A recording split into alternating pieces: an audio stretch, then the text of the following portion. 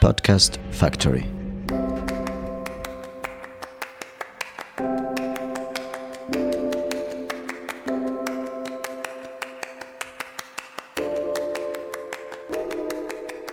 Bonjour à tous et bienvenue dans Cité Radieuse. Alors Cité Radieuse, c'est quoi ? Une rencontre, une conversation avec des personnes venant d'horizons très divers, mais qui ont en commun de faire rayonner une ville, Marseille. Elles y vivent, y ont vécu ou tout simplement l'aiment pour ce qu'elle a à offrir. Marseille est lumineuse, bouillonnante, arlequinée, agitée. On l'aime autant qu'on la déteste, parfois seulement. Aujourd'hui, mon invitée est Martine Blaise, arrière-petite-fille de Toussaint, qui créa la célèbre herboristerie marseillaise Le Père Blaise en 1815. Se soigner par les plantes ou les huiles essentielles, c'est aujourd'hui très tendance. Mais pour Martine, cela fait 50 ans que c'est à la mode. Et avant elle, 5 générations se sont succédées au Père Blaise, au cœur du quartier de Noailles, avec passion et au service de la santé. 200 années consacrées à la phytothérapie et à l'aromathérapie. Avec Martine, nous sommes revenus sur ses souvenirs d'enfance, son parcours et sa volonté de continuer à transmettre. Un merveilleux moment avec une adorable sorcière. Si cet épisode vous plaît, et je l'espère, n'hésitez pas à me faire vos feedbacks et à laisser des commentaires.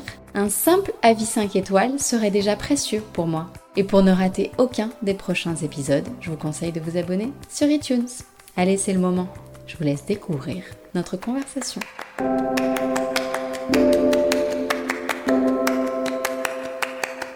Bonjour Martine. Bonjour Caroline. Je suis ravie de vous recevoir dans Cité Radieuse. Alors quand je vous ai demandé de choisir un lieu pour cet entretien, vous avez cité sans hésiter le Sofitel Vieux-Port. Pourquoi ? Pourquoi ? Parce que cette vue sur le port justement, et puis surtout cette arrivée et ces départs des bateaux, qui sont pour moi le symbole de ce Marseille du 19e siècle, quand mon aïeul Toussaint Blaise venait chercher les plantes exotiques. Donc tout ça, c'est une image pour moi et c'est symbolique. Alors on peut le dire pour ceux qui nous écoutent, on se trouve sur une petite terrasse qui donne sur une vue imprenable sur le Vieux-Port justement. Oui. Je tâcherai de poster quelques photos parce qu'on me le demande parfois. Oui, je comprends. Surtout, après, il y a ceux qui vous écoutent et qui aiment Marseille, qui connaissent Marseille, puis les autres. Donc, c'est une vue magique. Enfin, c'est facile, c'est peut-être un peu cliché, mais c'est la vérité. Qu'est-ce qu'on voit là ? On voit le Fort Saint-Jean, on voit le Mucem, on voit un petit peu la Major, on la devine, et puis il y a surtout l'entrée du port et toute cette flottille de bateaux, de pêcheurs qui partent. Il y avait des jeunes gens en aviron tout à l'heure, sur une mer très calme. C'est apaisant. C'est le spectacle. C'est comme le feu de cheminée pour moi. Je ne m'en lasse jamais.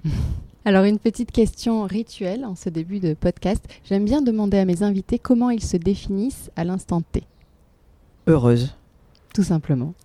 Alors vous êtes l'arrière-petite-fille du Père Blaise, oui, qui a créé la célèbre herboristerie du même nom en 1815. Oui. 6 générations depuis ont pris la relève et c'est une vraie institution marseillaise, nous y reviendrons. Vous, c'était quoi votre enfance à Marseille ?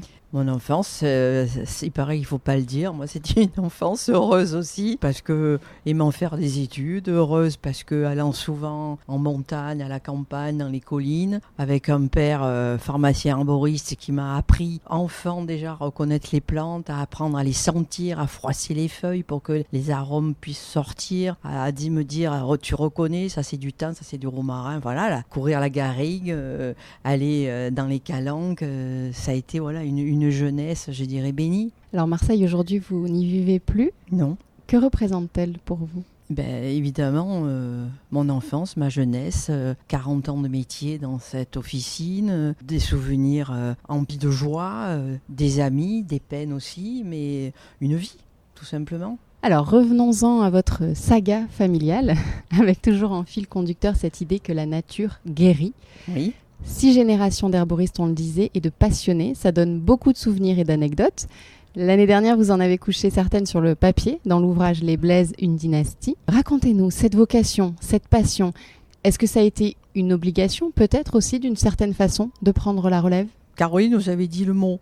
J'ai été partagée entre l'obligation et quand même cette envie, parce que c'est un métier passionnant. Mais quand vous avez 15 ans, vous ne voyez pas toujours peut-être ce côté-là. Moi, j'avais envie de faire plein de choses, parce que j'aimais faire du théâtre. J'ai fait des études de médecine que j'ai interrompues parce que mon père est tombé malade. J'avais fait pharmacie avant. Donc j'aimais faire des études, j'aimais apprendre, j'aimais tout ce qui était dans le médical. Et puis c'est vrai que c'est un poids de se dire quand même, tu vas pas laisser tomber cette affaire, c'est pas possible, tu peux pas faire ça à ton père. Et donc il y avait un peu une forme d'obligation morale, mais qui ne m'a pas trop pesé longtemps, parce que je me suis aperçu que finalement il avait raison. Ils étaient perçus comment à l'époque, cette façon de soigner naturellement? Il passait un petit peu pour des originaux. Oui, c'est quelque chose d'amusant, Caroline, parce que finalement, on me dit toujours, oh, mais il y a un monde fou en ce moment, la phytothérapie est à la mode, il y a un retour vers la nature. Écoutez, moi, j'entends ça depuis que je suis enfant. Donc, j'ai toujours l'impression que le père Blaise était hors mode et à la mode en même temps, tout le temps. Parce que je n'ai jamais vu l'officine se désemplir, il y avait toujours du monde, ça parlait, c'était vivant, c'était bruyant, c'était Marseille, tout simplement. Alors pour celles et ceux pour qui ce ne serait pas très clair, il faut dire que naturellement, grâce aux plantes ou aux huiles essentielles, on peut lutter contre l'anxiété, le stress, tendinite, acné, piqûres de méduses, de moustiques. On peut soigner une bronchite aussi, éviter la boulimie. Tout ça, vous le racontez très bien dans votre ouvrage. Dites-moi en plus. Je vous en dis plus en ce sens que on peut soigner énormément de choses, beaucoup de pathologies, mais qu'il n'y a aucune médecine universelle de toute façon. Il n'y a aucune médecine qui va tout soigner. C'est pour ça que je me suis toujours battue en disant la phytothérapie, l'aromathérapie doivent être complémentaires de l'allopathie. Mais surtout, il y a un mot qu'on oublie toujours, mais on en reparle un peu plus maintenant, c'est la prévention.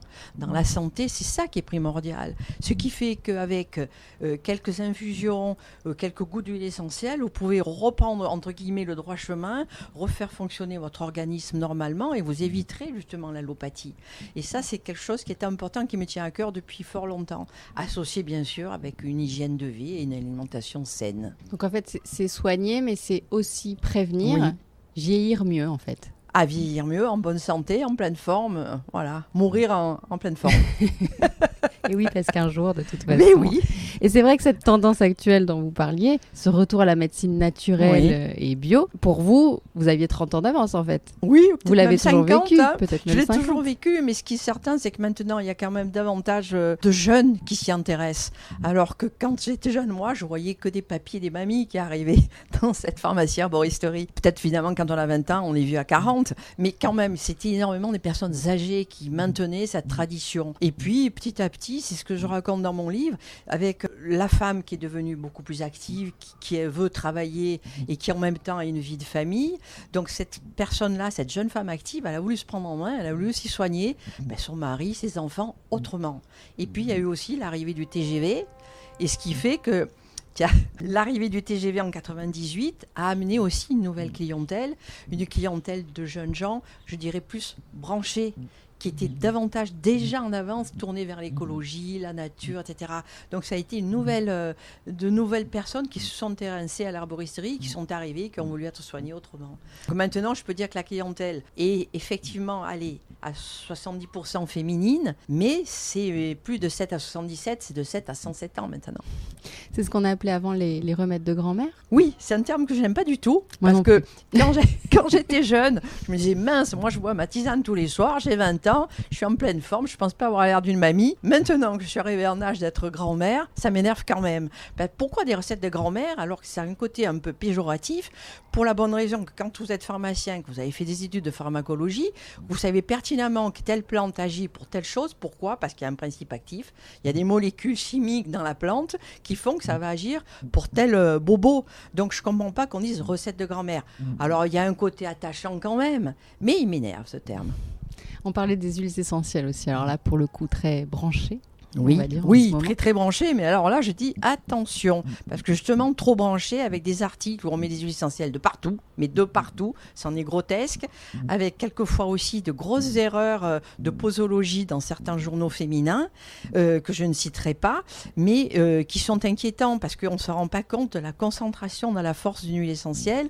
On sait très bien que pour un adulte, on ne peut pas dépasser 10 gouttes par jour, et là récemment j'ai lu, si vous avez des maux de cœur, mal des transports, etc., avaler une cuillère à café d'huile essentielle de menthe poivrée. Quand on sait que dans une cuillère à café, c'est 2,5 ml, ça fait à peu près 100 gouttes, vous avez une idée de ce que vous risquez. C'est-à-dire que vous filez direct au centre antipoison, vous n'avez plus le mal des transports. C'est sûr. Voilà. Donc, soyons prudents et vigilants avec les huiles essentielles.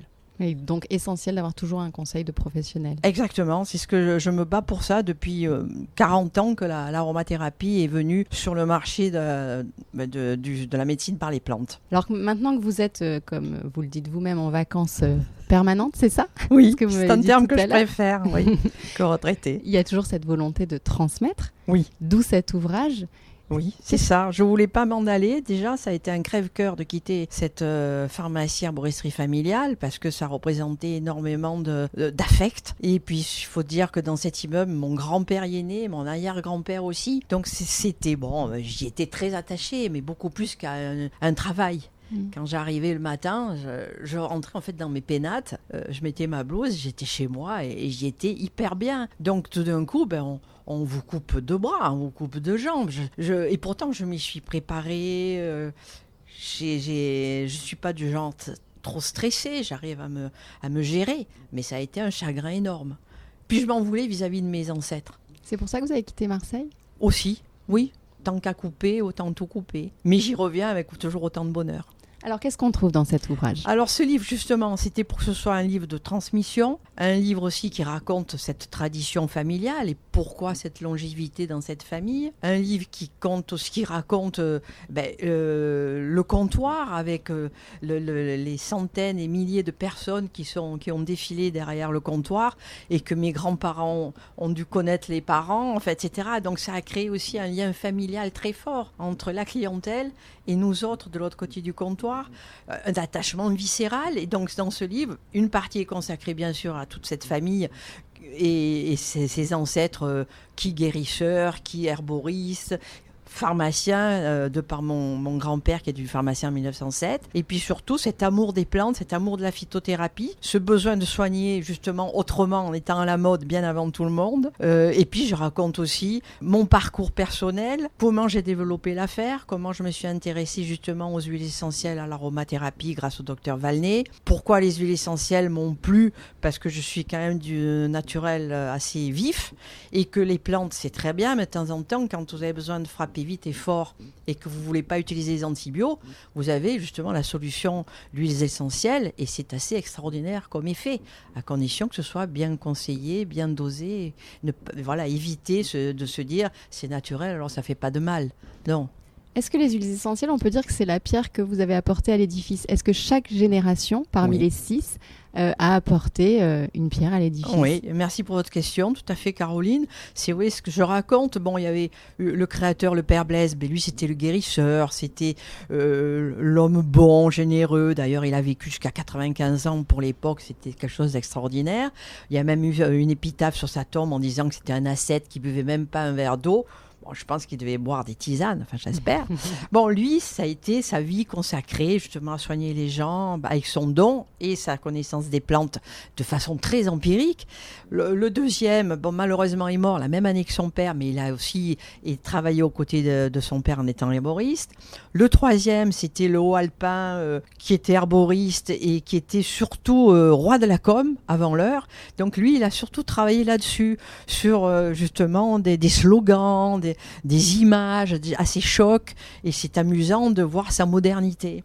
Mon grand-père Paul, lui, qui est devenu donc le premier à être pharmacien, lui, c'était la chimie qui l'intéressait. Il a créé énormément de produits pharmaceutiques à base de plantes. Donc ça aussi, c'était précurseur. Des pastilles, des sirops, pas des gélules, mais des sirops, des concentrés, des extraits.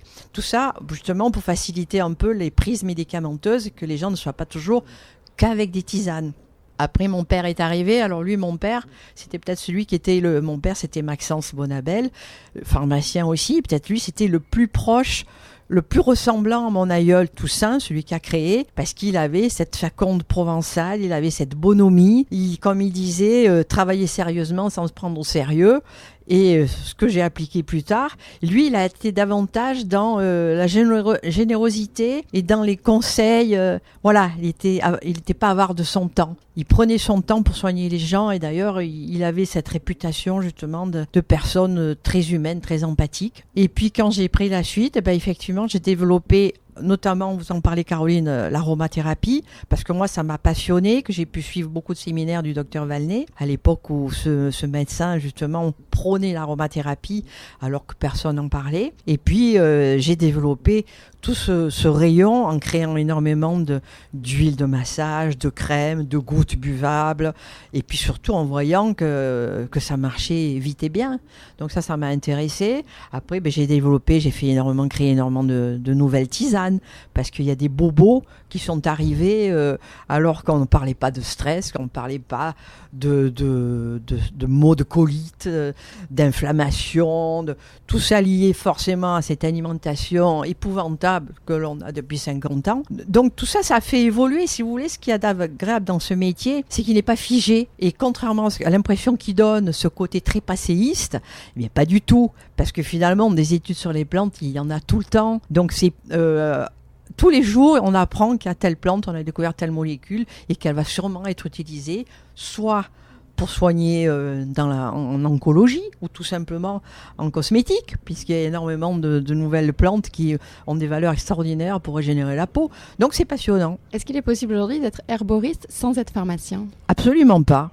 D'ailleurs, ça m'énerve parce qu'on lit énormément de fausses choses dans la presse. Depuis 1941, le diplôme d'herboriste a été supprimé sous Pétain. Il y a dû y avoir le lobby pharmaceutique qui a fait pression à l'époque parce que les herboristes avaient pris un peu trop de prérogatives et s'octroyaient un peu trop le droit de soigner de façon un peu borderline. Donc, on a supprimé ce diplôme. Mon grand-père, qui était déjà pharmacien, comme je l'ai dit, depuis 1907, en 1934, a transformé l'herboristerie en pharmacie-herboristerie. Je suppose qu'on en parlait déjà pas mal de ce serpent de mer, de suppression du diplôme. Donc on s'est retrouvé pratiquement sur, je crois qu'il y avait, je ne vais pas dire de bêtises, mais il y avait quand même plusieurs dizaines d'herboristes dans Marseille. On s'est retrouvé pratiquement à aller 2-3. Donc ceux qui avaient le diplôme d'herboriste ont continué jusqu'à leur mort. Et nous, pharmaciens herboristes, on s'est retrouvés, entre guillemets, tout seuls, par la force des choses.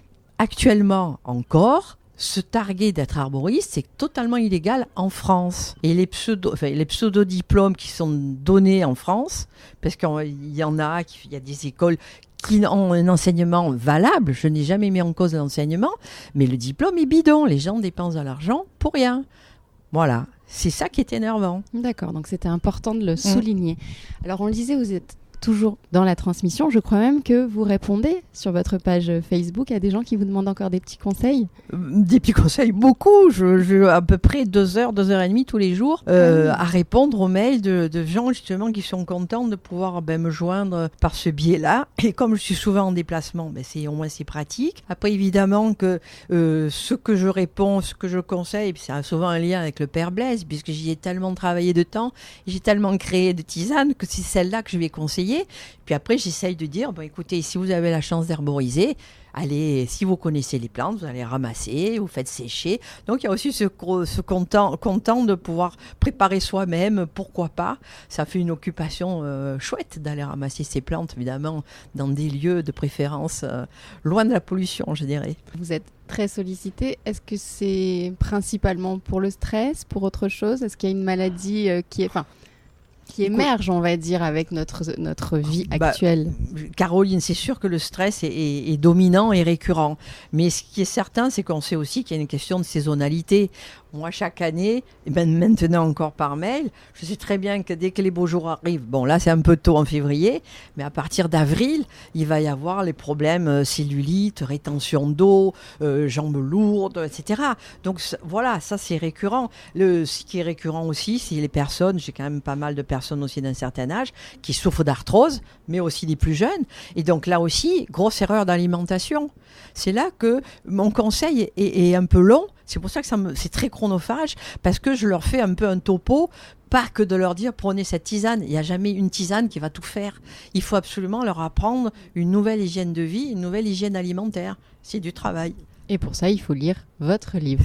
Voilà, c'est le meilleur conseil. Alors pour finir, Martine, un questionnaire en forme de déclaration d'amour à Marseille, cette ville que vous avez tant aimée, que vous aimez encore. Oui. Si Marseille était une image...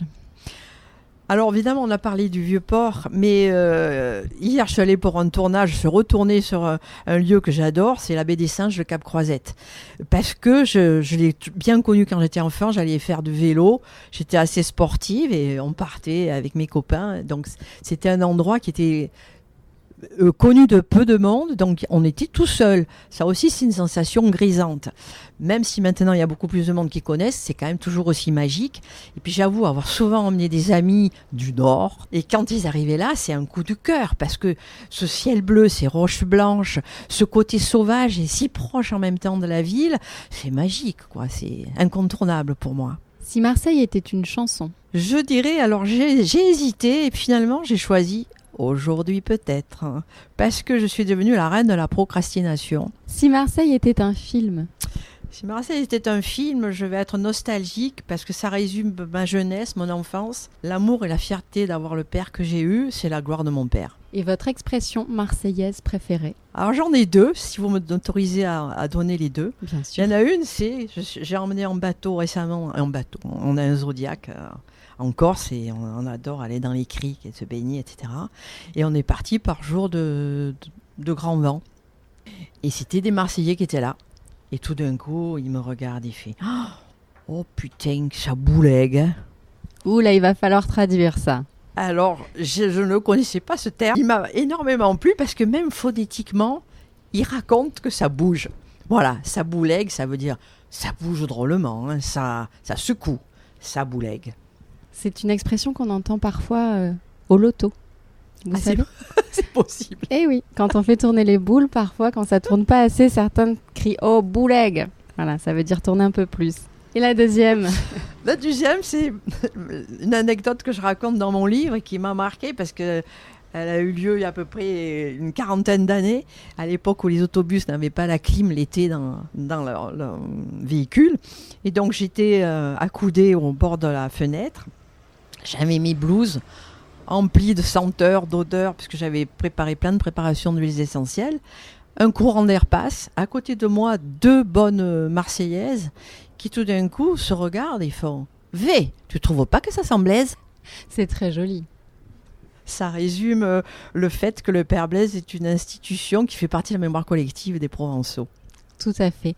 Martine, merci beaucoup. Je rappelle donc que votre ouvrage « Les Blaises, une dynastie », 6 générations d'herboristes depuis 1815 est disponible aux éditions Edisud. Absolument. Et voilà. chez le Père Blaise, bien sûr. Évidemment. Merci beaucoup, Martine. C'est moi qui vous remercie, Caroline, pour ce bon moment. Merci, à très bientôt.